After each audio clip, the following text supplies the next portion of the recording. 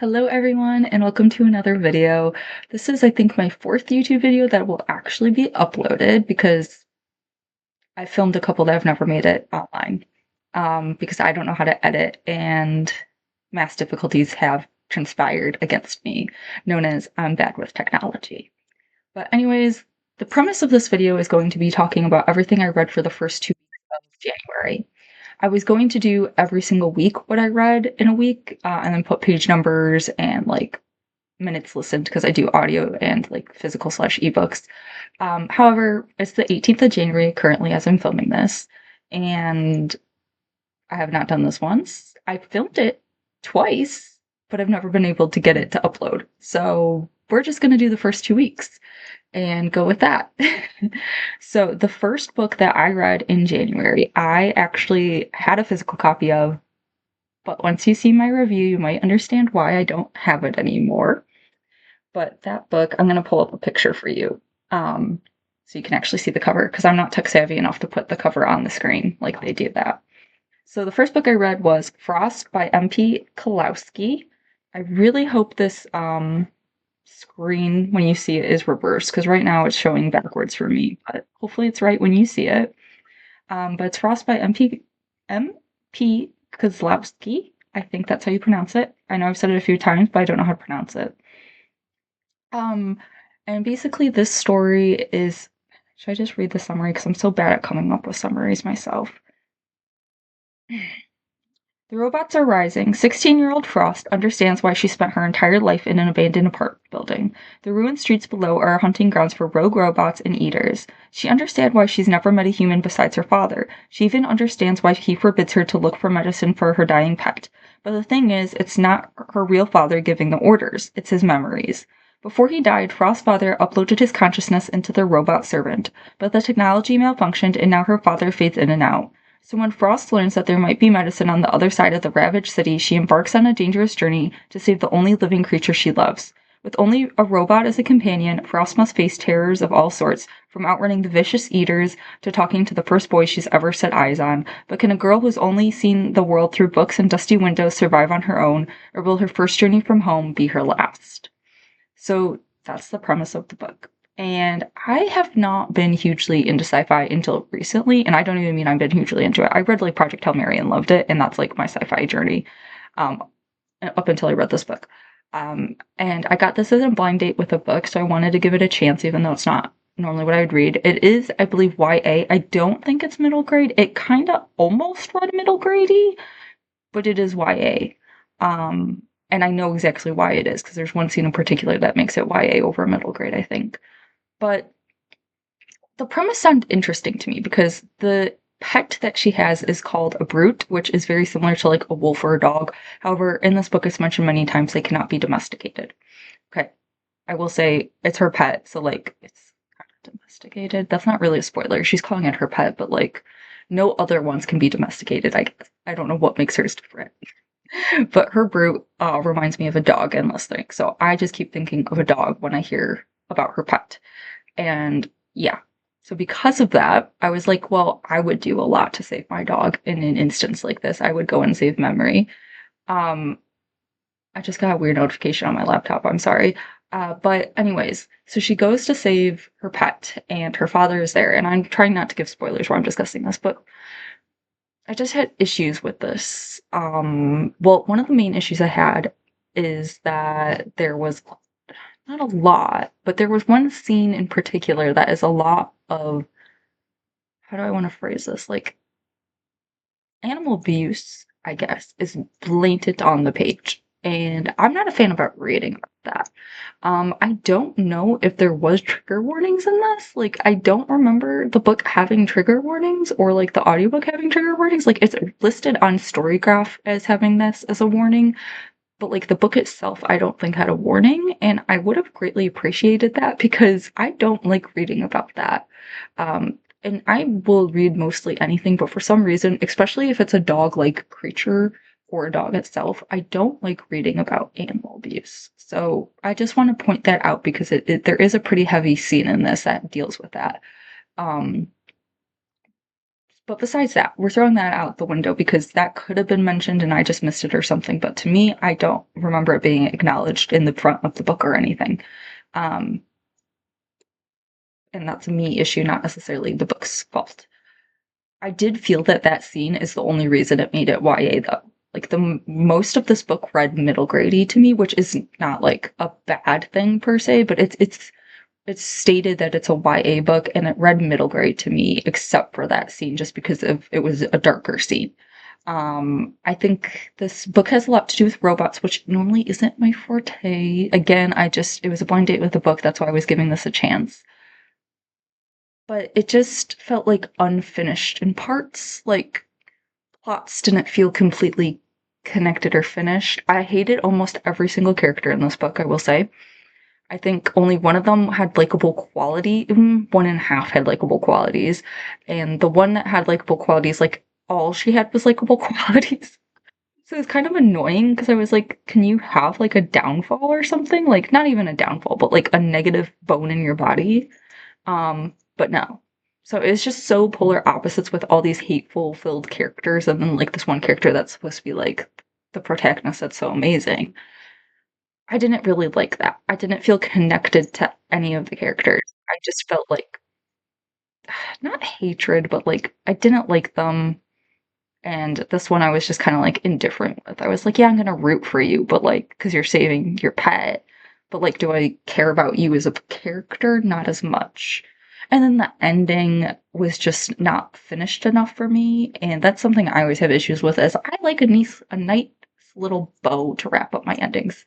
This one was a little bit of that, like, you have to figure out what happens. Like it's pretty much there, but it's not there fully, and I don't like that some of the time. So I landed on a 2-star rating for this. I should have said that way earlier before I went into everything I had beef with it about, but yeah, I rated this a 2-star. I just don't think it was a book written for me. I think there's definitely the time and place people would enjoy this book. But for me, no. I would not recommend it personally. But like I said, I might recommend it to the right person, but like an overall, am I going to recommend this to the masses? No. I think it was an interesting book. I honestly thought this book came out older than it did because it kind of like, first of all, the cover looked like, I don't know, like a 2006 book. I believe it came out in 2016, which still is 10 years ago, but like 10 years also from when I thought it came out. So that was interesting because I definitely thought it was a like more early 2000s book, just based off the cover and how it was written. But no, 2016, which is crazy to think that was 10 years ago. But I'm blabbing on too much about this book, so I'm going to move on to the next book that I read. And this one, I should say, I did this one as an audio, and I thought the narration was nice in this one. They did the robot voices, which I do appreciate. The next one I read was another YA, but this time the sequel to The Rose Bargain by Sasha Payton Smith. We have The Thorn Queen by Sasha Payton Smith. I had an e-arc from NetGalley, so thank you to NetGalley for letting me read this book early and review it. I really enjoyed this. Okay, I loved The Rose Bargain so much, and I got to meet Sasha Payton Smith at some like event thing. I will say I paid to go to the event. It's not like I was like asked to be there for the record. I'm not one of those people. I paid to go to this event to meet her. Basically, that was like the full there were so many authors there, but the whole reason I decided to go was because I wanted to meet her. And then she showed me the cover of The Thorn Queen before it was released, and that was really cool. She was super nice too. So I have like a special place in my heart for The Rose Bargain. But anyways, The Thorn Queen, really good. I would say I like The Rose Bargain a little bit more. I felt the beginning, like maybe 40 to 50 pages, was a little bit slower for me than I would have liked. But otherwise, I think it was really well done. A nice conclusion to the series, for sure. I think, talking about animal abuse, I want to give a trigger warning. There is kind of somewhat a mystical creature animal abuse situation that goes on, but the end results made it okay, I feel like. That's not going to make sense unless you read the book, and I don't want to give a spoiler for why it made it okay, but just trust me on it. I didn't get very teary-eyed at that scene. Well, maybe in the beginning, but like eventually I had some figuring outs that went on in my head, believe it or not. But yes, if you don't know, The Rose Bargain is what I have been told. I haven't read. I've been told it's like the selection meets Bridgerton. So it's like 1800s balls and things like that. And then I don't actually know what the selection's about, but I just know everyone says it's like the selection.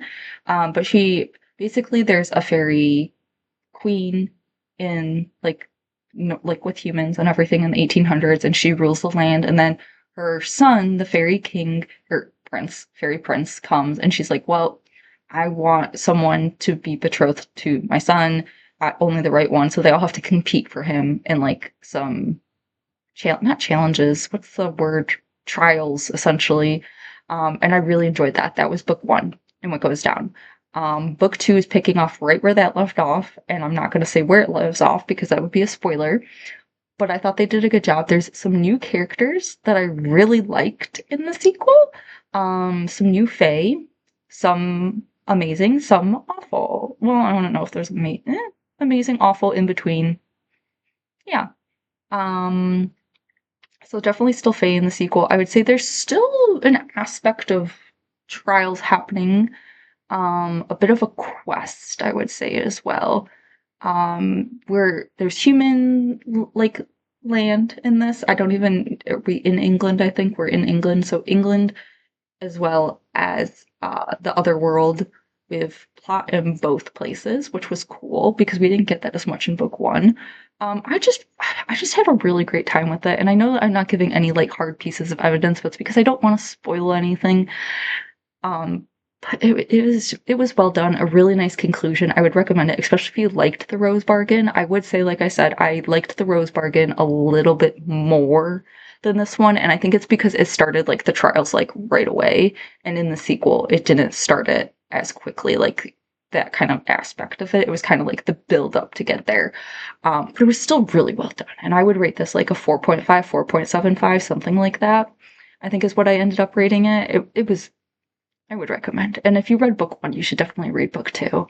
Unless you hated book one, then I don't know. I don't think you should read book two then, but I didn't see anyone who blatantly hated book one. But I'm sure there's people out there. But I really like YA books if you didn't get that from this gist. I always read a YA books because it holds my attention better because thank you, ADHD.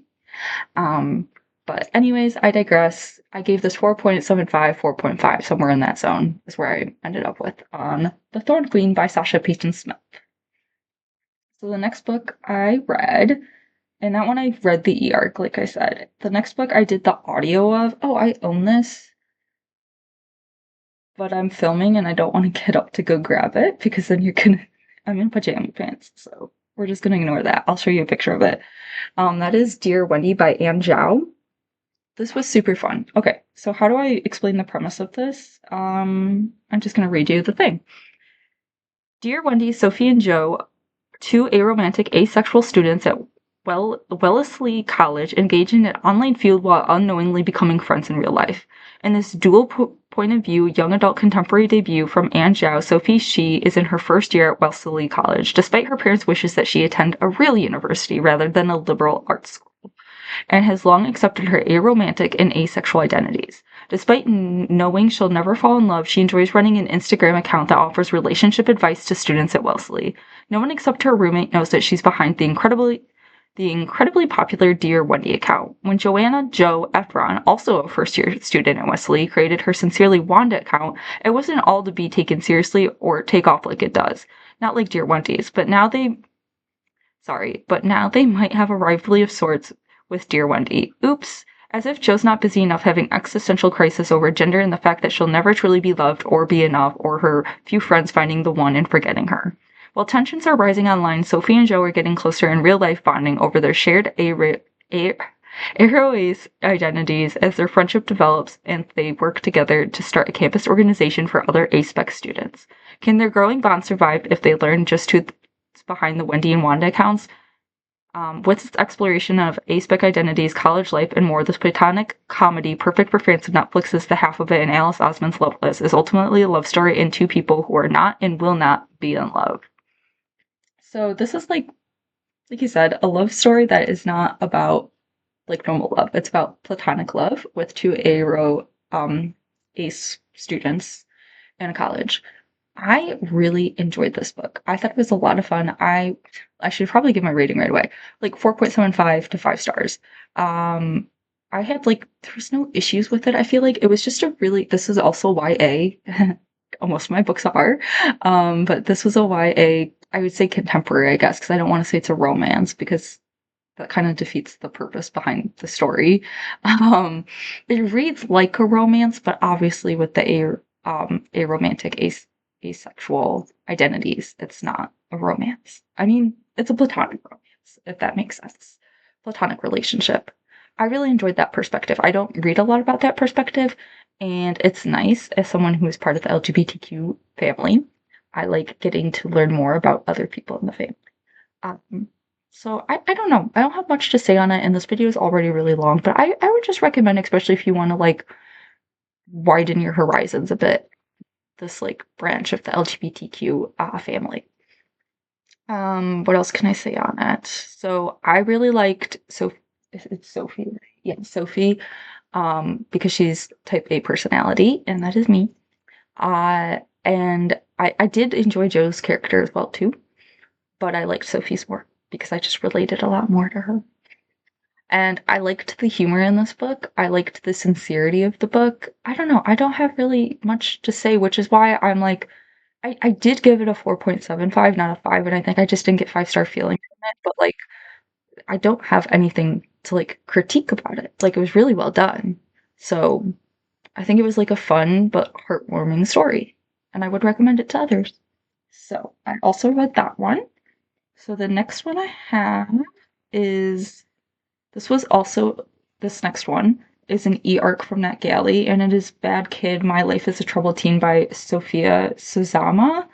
Um, okay, I want to make sure I have time for you to see it. This one will release March 10th of this year. This is a graphic memoir. I always feel weird rating nonfiction for one and memoirs for two. I did land on like a 3.25 star on this Bad Kid novel, fic novel. I don't like it was it's hard because I don't want to like diss her story and how she told it because it was very brave for her to do. However, I just was wanting more at points, particularly the ending. I would have liked to know more about her life now, and I don't know, maybe she didn't want to talk about it for whatever reason, so I can't like take star rating off for that. But basically, I should say what the story is about. It's her life as a troubled teen. She's considered a troubled teen. She goes to different wilderness and other troubled teen industry programs, and it's her story throughout those, her relationship with her mom and her stepdad, and stuff like that. I thought the graphics were good throughout this graphic novel. It is triggering at points as someone who struggled with mental health things, but like nothing major, I feel like. But I just want to point it out there that if that's something that it can be bothersome to you, maybe look more into the trigger warnings. Um, but yeah, I don't know. I just 3 to 3.25. It was good. I would recommend it to others. Um, but I just don't know. Like it felt unfinished at points. Like I felt like there was more that could have been said and it just wasn't. And again, I don't want to bash her for that because maybe she just wasn't ready to share that. Yeah, that's all I'm gonna say because I don't want to bash it, but like I thought it was well done, but it just also that left me wanting a little bit. So then after that, I did not rate this book apparently. That's weird. The next one I listened to was Dark Matter by Blake Crouch. So this is like a science fiction thriller, and I'm gonna definitely read the synopsis of this one because I can't remember how much they tell you in the synopsis.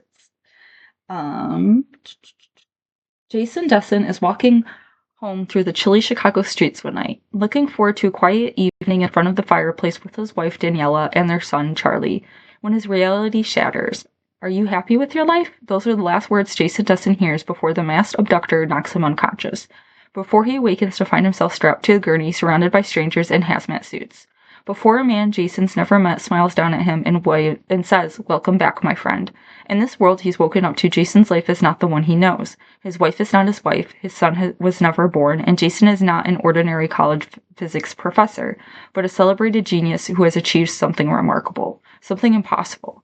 Is it this world or the other that's the dream? And even if the home he remembers is real, how can Jason possibly make it back to the family he loves? The answer lies in a journey more wondrous and horrifying than anything he could have imagined, one that will force him to confront the darkest parts of himself even as he battles a terrifying, seemingly unbeatable foe. Dark Matter is a brilliant plotted tale that is at once sweeping and intimate, mind-bending, strange, profoundly human, a relentlessly surprising science fiction thriller about choices, paths not taken, and how far we'll go to claim the lives we dream of. That does sum it up actually really nicely. That's a reason that people get paid to do that, because I could have never summed it up that well. Sorry, that's my dog in the background barking. I enjoyed this. I ended up giving this 4.75 stars. Sorry, Goodreads has it marked as 5, but on Story it's 4.7.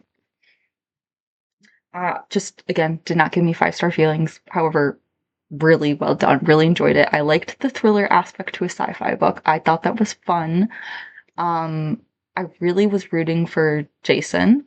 Yeah. And I'm trying to think. There's another character I really enjoyed in this book, but they don't mention her in the synopsis, so it is a her. I really enjoyed her as well. I wanted to know more about the ending a bit. Always, this is always a complaint of mine. Is I'd like to know exactly what happens. So that's what I'm looking for. Um, Sorry, someone's talking. Let me pause this. Okay, sorry. Got distracted. My dad just came home. And I heard him talking to my mom. So I got a little distracted. But Dark Matter by Blake Crouch. 4.75 star rating. I don't know what else I can say about this book because it was just really well done. I thought it was super interesting, the concepts. It minded my bed a bit and made me question things like, if this were to happen to me, how would I react? Which is always, I feel like, nice, but also like messes with my head a bit. I did do the audio and I thought the audio was really well done. I usually don't have issues with most like narrators and audio unless they're like the AI ones. Obviously, I have issues with. But yeah, I would recommend this if you haven't read it. I know a lot of people are reading it like last year, I want to say. Like kind of when Project Hail Mary was getting hyped, I feel like this got re-hyped up because I've heard about it before too. And I finally just got around to it and it was available at my library for an audio, so I listened to it. But I would recommend it if your library has it. Like, check it out. It's pretty good. I mean, almost 5 stars for me, so that's pretty good.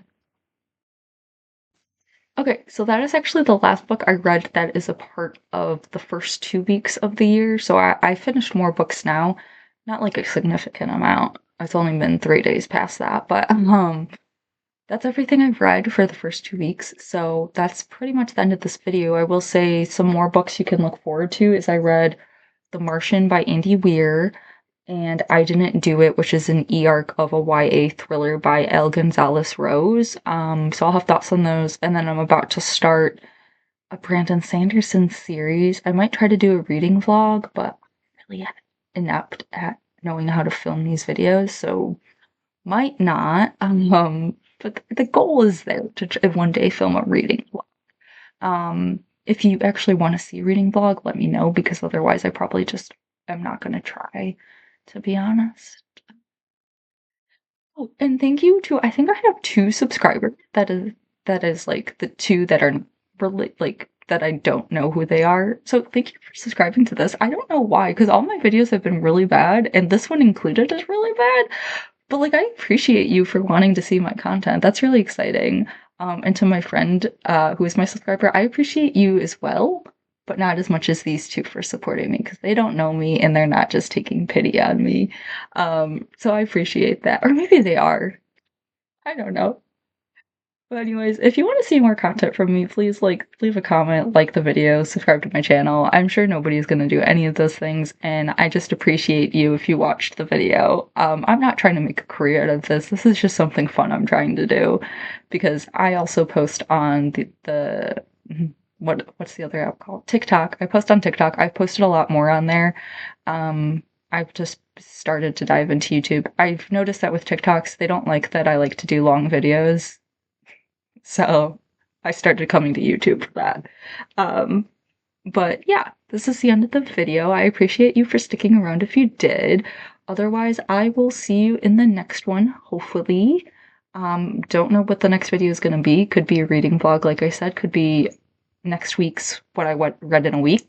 Otherwise, see you next time. Thank you so much. And what do I always say on my TikTok? Oh, I don't know.